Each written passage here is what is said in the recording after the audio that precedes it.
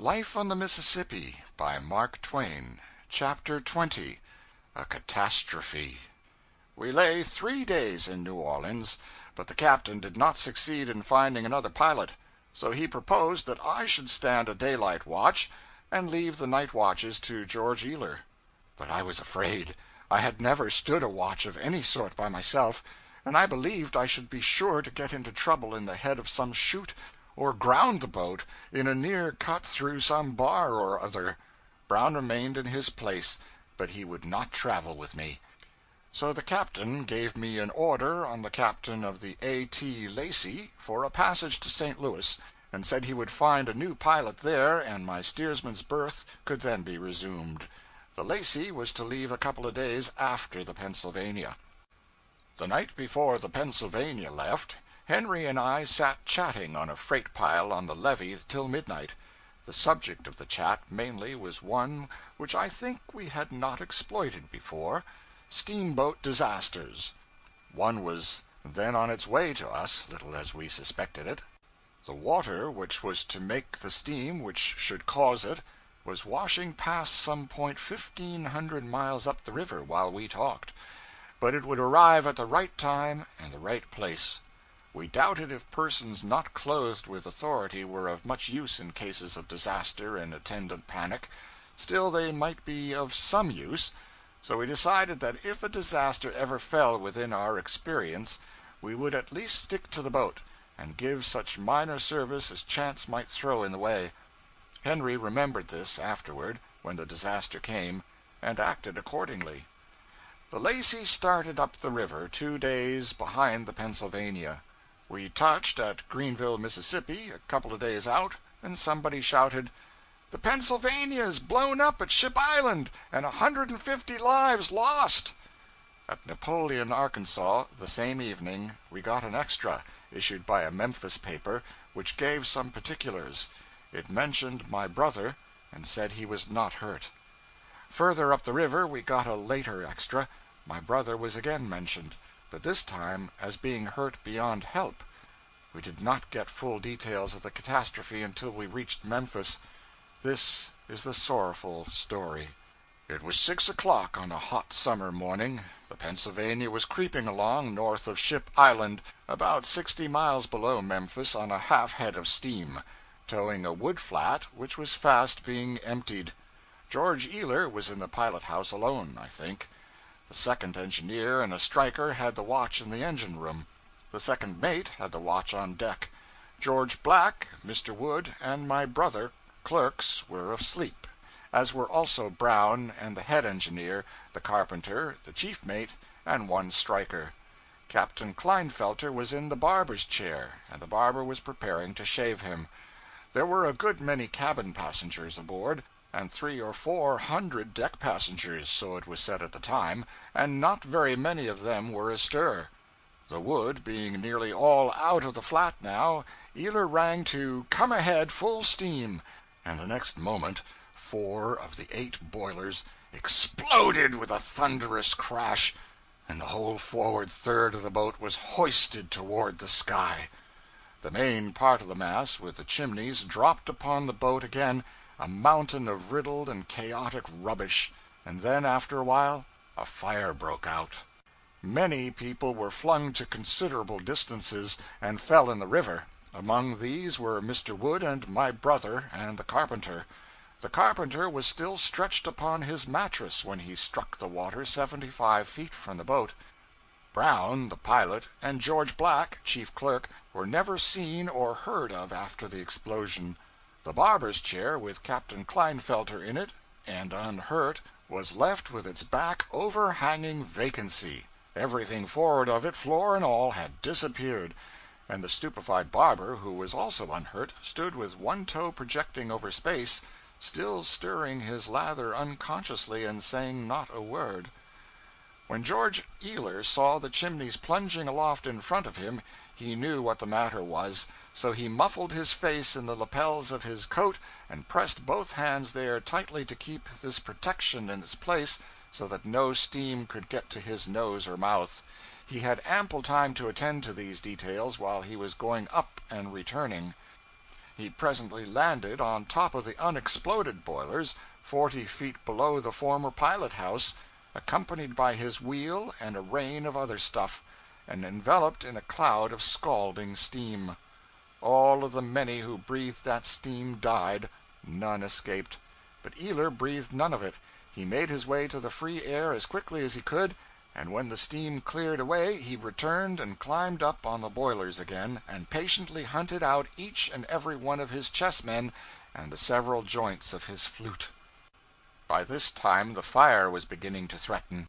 Shrieks and groans filled the air. A great many persons had been scalded, a great many crippled. The explosion had driven an iron crowbar through one man's body. I think they said he was a priest. He did not die at once, and his sufferings were very dreadful. A young French naval cadet of 15, son of a French admiral, was fearfully scalded, but bore his tortures manfully. Both mates were badly scalded, but they stood to their posts nevertheless. They drew the wood-boat aft, and they and the captain fought back the frantic herd of frightened immigrants till the wounded could be brought there and placed in safety first. When Mr. Wood and Henry fell in the water, they struck out for shore, which was only a few hundred yards away. But Henry presently said he believed he was not hurt. What an unaccountable error! And therefore would swim back to the boat and help save the wounded. So they parted, and Henry returned. By this time the fire was making fierce headway, and several persons who were imprisoned under the ruins were begging piteously for help. All efforts to conquer the fire proved fruitless, so the buckets were presently thrown aside and the officers fell to with axes and tried to cut the prisoners out. A striker was one of the captives. He said he was not injured, but could not free himself, and when he saw that the fire was likely to drive away the workers, he begged that someone would shoot him, and thus save him from the more dreadful death. The fire did drive the axed men away, and they had to listen, helpless, to this poor fellow's supplications till the flames ended his miseries. The fire drove all into the wood flat that could be accommodated there. It was cut adrift then, and it and the burning steamer floated down the river toward Ship Island. They moored the flat at the head of the island, and there, unsheltered from the blazing sun, the half-naked occupants had to remain without food or stimulants or help for their hurts during the rest of the day.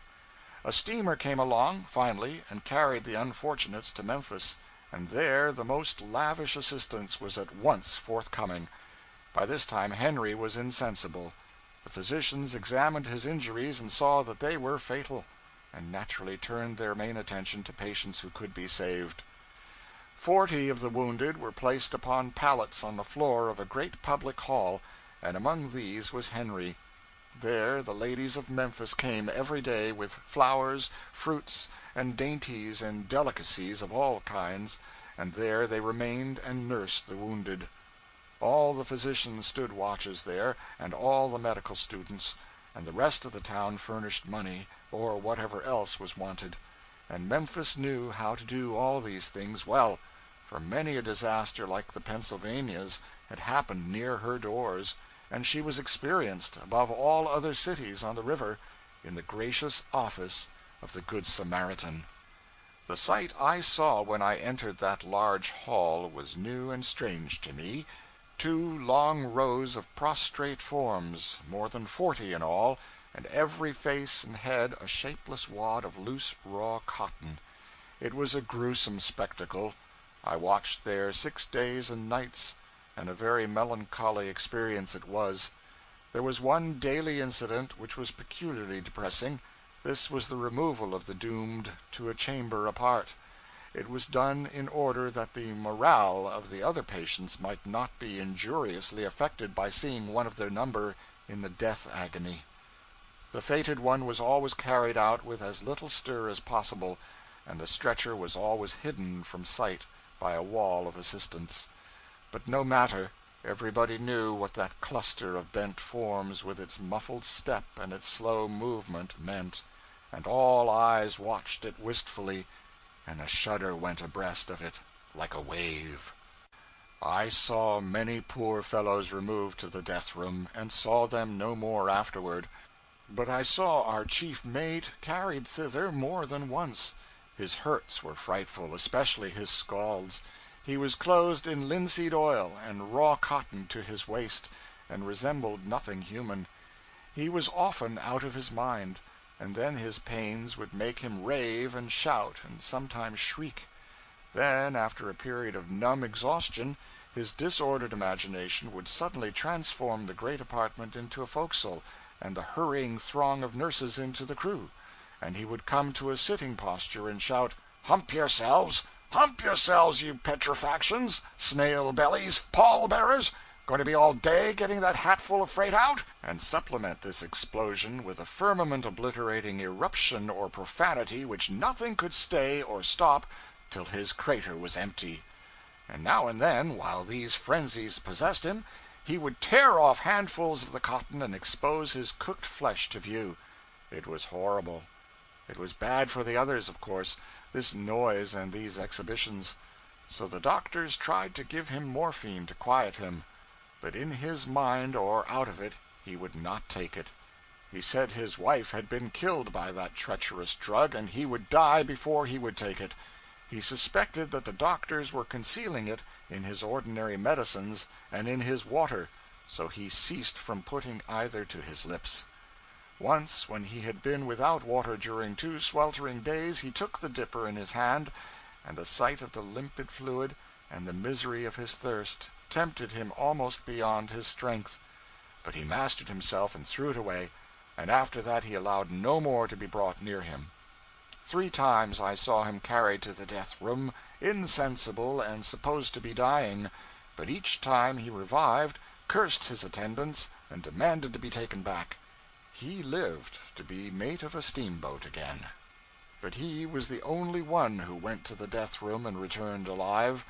Dr. Peyton, a principal physician, and rich in all the attributes that go to constitute high and flawless character, did all that educated judgment and trained skill could do for Henry, but, as the newspapers had said in the beginning, his hurts were past help.